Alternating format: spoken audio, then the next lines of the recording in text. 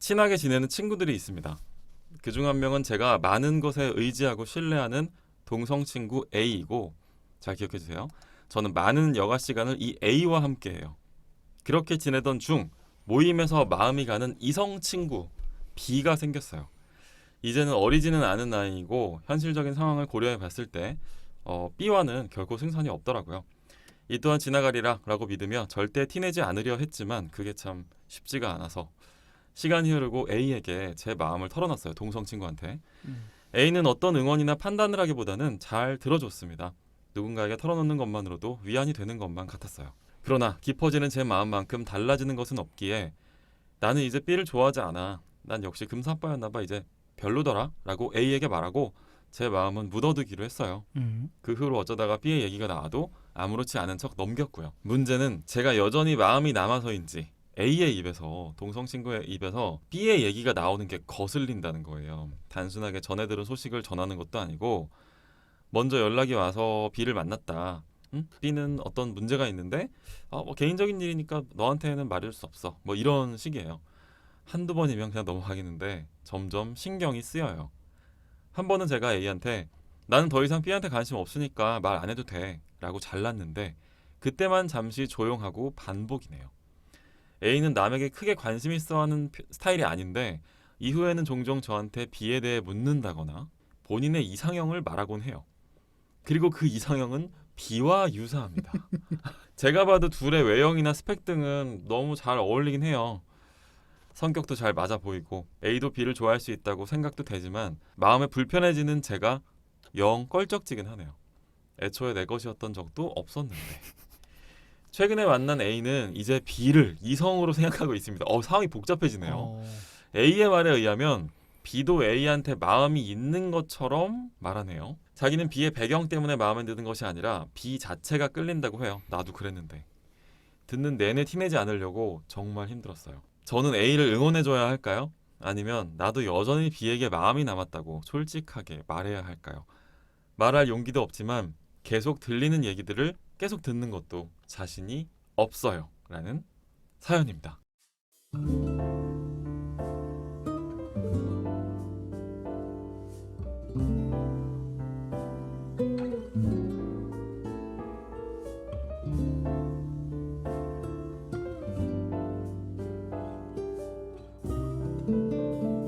호우 시절로 오세요. 그때 우리가 여기에 있습니다. 요번 사연 쉽지 않네요. 그러니까 이게 A, B, 쓰니가 다 아는 사이인 거죠? 그러니까 어떤 모임이 있는데 쓰니가 A랑 친구야. 동성 친구고 B를 좋아해요. 그리고 B를 좋아한다라고 A한테 얘기를 했다가 잘 진행이 안 되니까 좀 겸연쩍어. 그래서 좀 그럴 수 있잖아요. 그렇죠. 그래서 이제 나 금사빠였나 봐 하고 그냥 쓱 머쓱해서 넘어갔는데 A가 B에 관한 이야기를 하더니 급기야 나 B가 좋아. 그리고 B도 나 좋아하는 것 같아 라고 하면서 지금 건드린다는 거잖아요. 그런데 심지어 아직까지 쓰니는 B한테 약간 마음이 남아있는 뉘앙스가 지금 또 그쵸? 있기도 한 이런 상황이죠. 어떻게 보셨어요, 이 사연? 이게 어떤 모임을 하고 청춘 남녀가 모여 있으면 그렇죠. 그 안에서 이제 짝대기가 그어지는 건 당연한 거예요. 인지상정이고. 짝대기 좀 많이 거보셨나 봐요? 저는 주로 저한테 오지는 않더라고요. 근데 쏘긴 했나 보다 많이. 쏠 수는 있지. 쏠 수 있죠. 이 나이 먹도록 안 쐈으면 그것도 이상한 거 아니에요? 그렇네. 근데 이게 상당히 곤란하게 느낄 상황인 건 사실 이해가 가요. 이런 고민은 결국은 많은 분들이 이제 친구냐 사랑이냐 이렇게 단순화해서 이런 문제를 보통 고민하거든요. 그렇죠. 그래서 이게 고민은 되는데 저는 이렇게 반문을 하고 싶어요. 어렸을 쓰이한테. 때 뭐 원우 씨한테도 물어볼게요. 엄마가 좋아 아빠가 좋아 들어봤죠. 그래서 엄마가 좋아를 선택할 수도 있고 아빠가 좋아를 선택할 수도 있고 근데 어쨌든 그게 큰 의미가 있나요? 살면서? 그쵸? 사실 부질 없어요. 엄마가 좋았으면 어떻고 아빠가 좋았으면 어때? 그렇잖아요. 저는 이렇게 사랑이냐 친구냐로 단순화할 필요가 없다고 생각해요. 그렇죠. 문제를 이게 너무 관념적인 거야.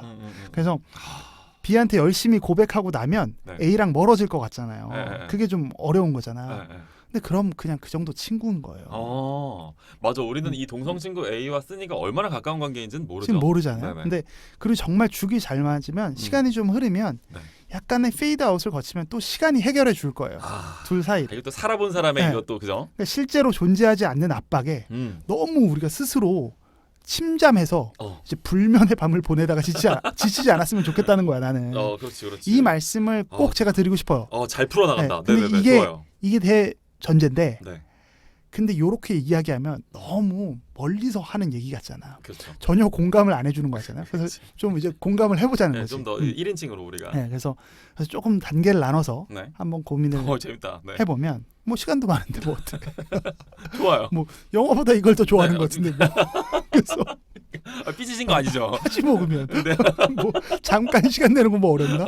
1시간 할게 1시간. 네. 그래서 사실 이 문제는 A에 대한 그리고 B에 대한 마음이 쓰니가 지금 둘 다 정리를 못 하고 있어서 그래요. 그렇죠. 두 가지 변수를 고려하다 보니까 머리가 좀 복잡해지는 거예요. 맞아. 그런 것 같아요. 그래서 이 고민을 이제 근데 저는 이 고민을 하는 것 자체를 뒤로 미루거나 숨지는 않았으면 좋겠어요. 네. 어떤 결론이 나도 그리고 괜찮다는 말씀도 드리고 싶어요. 어떤 결론이 나도 큰 문제 없다. 시간이 해결해 준다. 스니님 괜찮습니다. 너무 부담 갖지 마셔라. 그러면 이제 뭐 A와 B에 대한 마음을 순차적으로 좀 정리해 보면 첫 번째 A라는 좀 친구를 생각해 봅시다. 동성 친구예요. A라는 친구를 생각하면서 나타나는 이제 혼란스러운 감정이 있어요. 쓰니가. 근데 뭐 사실 뭐 이런 감정이겠죠. 내가 기껏 고민을 이야기했고, 그렇지. 잘 안 되는 것 같아서 좀 민망하기도 해서 나 접었다 했더니 얘가 자꾸 긁어. 내가 하지 말라고 했는데도 이야기를 꺼내. 이렇게 보이는 거잖아 지금. 그렇죠. 그러더니 급기야 이것이 B를 좋아한다네. 그러니까. 그러면 이 감정은 뭘까요? 이 감정은 이제 거슬림과 배신감이에요. 맞아요. 그렇죠. 난 너를 믿었는데 이렇게 된 거잖아요. 근데 여기서 어려운 부분은 A는 마음이 잘 맞는 친구라는 거야. 내 이야기를 잘 들어주고. 네네. 그러다 보니까 지금 쓰니가 내적 분열이 일어났어. 정확히 짚어내는 문장이 그런데 응원해줘야 하나요? 뭐 이런 내용이 나오거든요. 여기서 응원 안 하면 또 쓰니는 스스로 내가 좀 그런 건가? 뭐 이런 생각할 수 있잖아요. 번뇌를 느낄 수 있어요. 자, B에 대한 마음도 지금 잘 모르겠는데 A에 대한 친분까지 고려해가면서 생각을 하니까 머리가 폭작지근해지는 거예요. 이해합니다. 그러면 A를 이해해보자는 취지로 A를 A 사이드에서 그러면 디펜스를 제가 좀 해볼게요. 자, 친구 A의 입장에서 변론을 먼저 해보는 거야. A는 왜 쓰니에게 B 얘기를 계속했을까? 가설을 세워보자는 거지. 근데 이런 상황 되게 많이 접해보시는 거 아닌가요? 이런 상황은 정말 너무 많아요. 많긴 하죠. 네, 그래서 우리 대부분의 그 연애 스토리는 거의 소개팅에선 이런 상황이 안 일어나. 그렇죠. 왜냐면은 자기 눈에 매력적이면 남 눈에도 매력적이거든요. 제가 하고 싶은 얘기가 그거예요. 네, 아무튼 A도 B가 마음에 드는 거야. 그러니까. 이게 뭐 최근에 마음에 들어진 게 아니라 옛날부터 마음에 들었던 거야. 근데 뭐 인간 눈이 좀 전에 원우 씨가 그랬는데 뭐 취향을 아무리 존중하는 세대 어쩐다 해도 알파남이 있고 포식녀가 있어요. 그리고 보니까 B가 배경이 좀 괜찮네. 먹이사슬의 윗단에 있는 애야. 맞아요. 지금. 그래서 연애에서 그 B라는 분은 정말 매력적인 사람인 거죠. A도 좋아했는데 A 입장에선 글쓴이가 먼저 선수를 친 걸 수도 있는 거지. 그렇지. A 사이드에서 보면. 근데 A 입장에서는 아무도 모르는 거야. 오히려 자신이 어찌할 바를 몰라 했을 수도 있다는 거예요. 그러면 글쓴이가 근데 포기하겠다고 마침 선언을 해. 그러다 보니까 A는 간을 보는 거지. 그렇지. 정말 괜찮나? 가도 될까? 정말 괜찮은 걸까? 진로해도 될까? 글쓴이한테 여지껏 미안해서 말을 못한 걸지도 몰라요. 요거 좋다. A는 나름의 속그림의 과정이 있었을 수 있다는 그렇지. 거지. 이렇게 생각하면 뭐가 달라지냐면 최소한 A가 보여준 행동에 대한 배신감은 좀 사라지지 않을까 싶은 거예요. 이렇게 생각해보면 그렇네. 진짜 마법 같은 일이 일어났는데요. 글쓴이가 지금? 말씀하셨던 것처럼 글쓴이도 내 것이 아니었고 진짜 잘한다. A에게 B도 뭐 A 것이 아닌 거야. 그렇지만 A 입장에서는 글쓴이한테 야속하게 느꼈을 수 있다는 거지. 맞아. 제가 이 A에 대한 이야기를 먼저 드린 이유는 사실 이 고민에서 A는 별로 중요하지 않기 때문이에요. 그렇구나. 글 쓴 분한테. 근데 A라는 분에 대한 마음이 변수가 될 수 있기 때문에 이렇게까지 A를 한번 생각해 줬을 때 이제 고민해야 된 건 B에 대한 글쓴이의 마음을 생각해 보자는 겁니다. 자, 이제 A에 대한 배신감 잊었어. 괜찮아졌어. 이제 짝대기를 좀 더 명료하게 해보자는 거죠. 딱 A에 대한 배신감이 걷어지고 A를 응원할 수 있다면 글쓴이에게는 A와 B 중에서 A가 더 중요한 사람일 겁니다. 만약 그렇다면 A 응원해 주세요. 그리고 좀 섭섭했다. 나 좀 사실 이랬는데 하지만 응원해. 나 오해 안 할게. 그런 표정과 말투로요? 하고 이야기를 해줘. 네. 멋있잖아. 그렇죠. 네. 육참 골단이라는 말 들어봤어요? 그게 무슨 말이에요? 뭐 육참 발골이요? 상대의 뼈를 얻기 위해 내 살을 내준다. 무협지에서 많이 나오는 건데 육참 골단. 네네. 근데 이게 뭐냐면 그러니까 최소한 A한테는 네네. A 사람의 마음을 얻는 가장 큰 거는 부채 의식을 주는 거야. 그렇잖아. 그러니까 A는 글쓴이한테 네. 빚진 마음이 들지 않을까요? 그렇지. 그러니까 A라는 중요한 사람을 하나 얻을 수 있어요. 이렇게 그렇지. 되면. 네, 맞아요. B에 대한 마음이 별로 크지 않으면. 근데 아마 그렇지 않을 거예요. 여기서 사연까지 쓰신 거 보면 그렇지.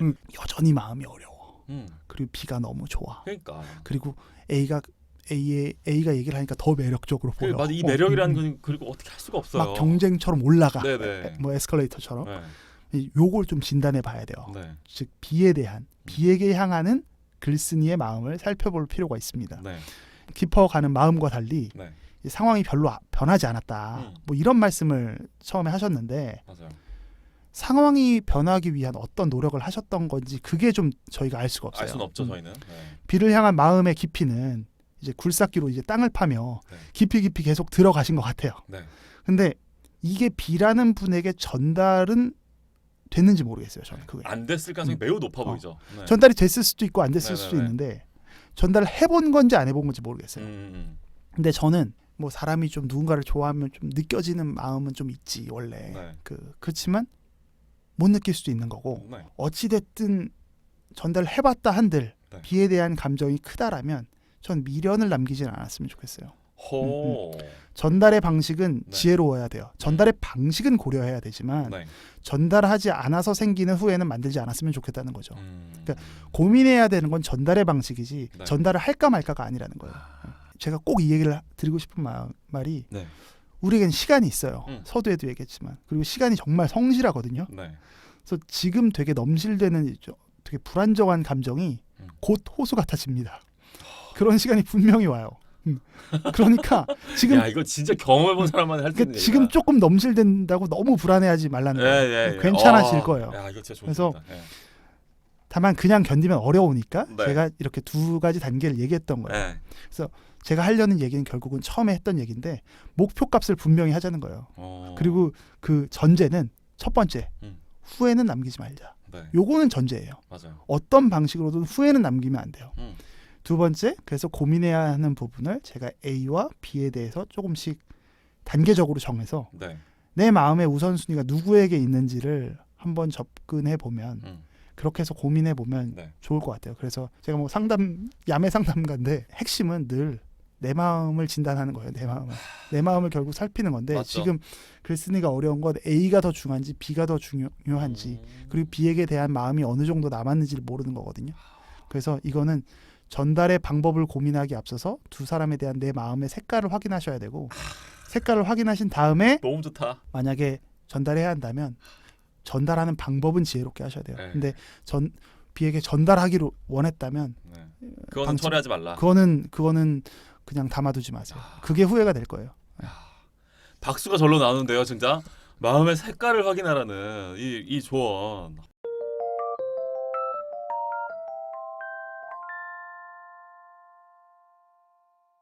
조셰프님은 혹시 이런 경우 있으셨어요? 다른 사람도 좋아할 법한 어떤 이성을 나도 마음에 품었는데 나랑 가까운 동성 친구 다른 친구가 그 사람을 사귀어서 내 앞에 둘이서 나타난 거예요. 사실 되게 있었죠. 있으셨어요? 있었죠. 이게 사실 되게 짝사랑에 빠져 있는 사람한테는 정말 피하고 싶은 감정이긴 하잖아요. 네. 이게 사람 심리가 참 웃긴 게 내가 짝사랑하는 어떤 이성이 다른 사람이랑 연애하는 건 관계 없는데 내가 아는 어떤 사람이랑 연애한다고 하면 거기서 오는 상실감이 좀 더 크지 않을까요? 근데 물론 저는 네. 제가 짝사랑했다는 정도까지는 아닌 것 같아요. 그냥 호감? 그냥 호감이고 되게 괜찮은 친구다 네. 라고 생각했는데 네.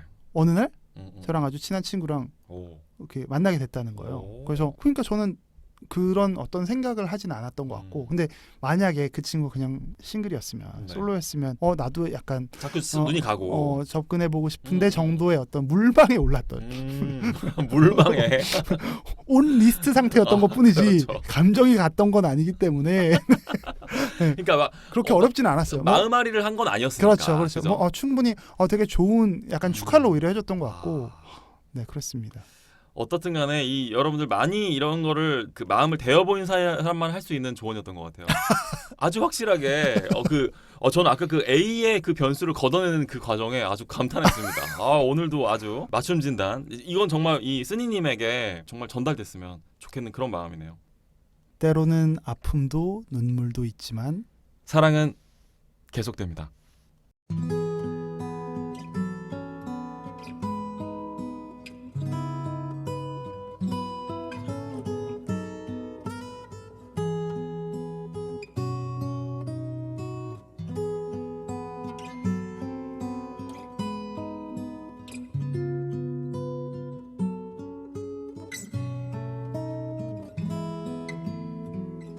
우리의 호우 시절.